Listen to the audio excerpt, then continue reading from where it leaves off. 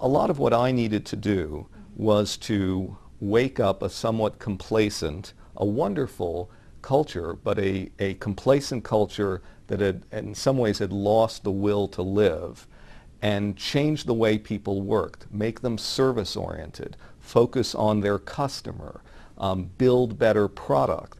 And yes, some of it is just nuts and bolts, obvious things. Buy in the right hardware, get the right developers. But a lot of it is really about the social fabric of the organization. What are the cultural expectations?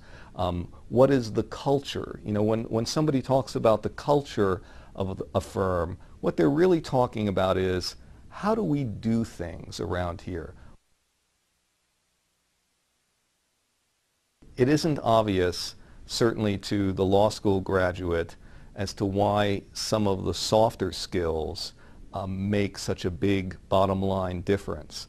But ask yourself the question, why did Jack Welch go to every session at Crotonville?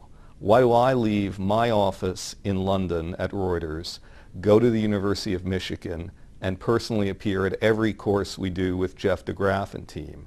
It's because leadership is absolutely vital. It's vital to communicate your culture. It's vital so that you don't have to just run a command and control operation, so that people will understand what you want them to do and lead themselves and lead others. So I think it's vital. There are people always like that.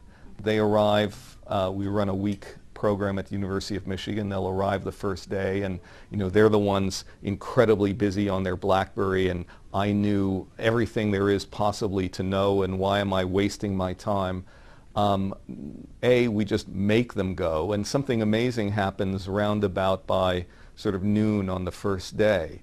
The BlackBerries stay down. We don't have to remind them, don't be distracted with your electronic toys, because they begin, the penny just drops that this stuff's important and it's for hard business reasons. They're not there for some jolly.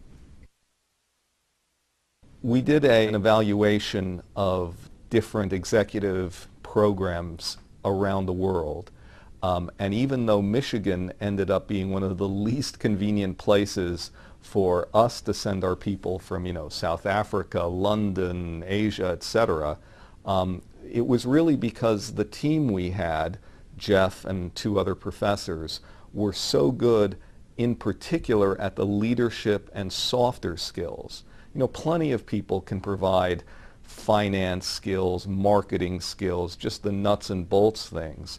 But the softer elements, and to approach those in a disciplined and results-oriented way, is very rare.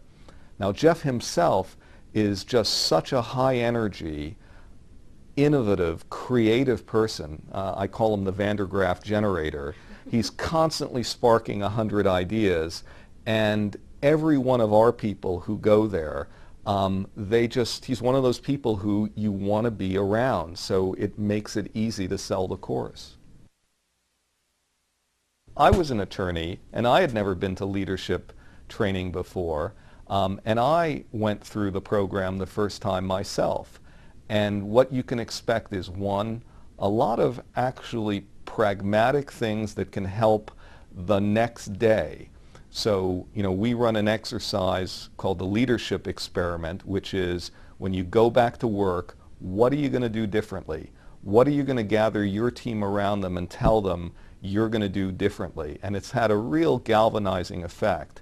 But beyond just the professional advantages, it actually brings a self-awareness to the people who are receptive to it. And some of the most dramatic changes we've seen are not just in work output, but in just the entire way people feel about, how happy are they in their family lives, their choice of work-life balance. It's brought actual meaning to people's lives, and that's great to see.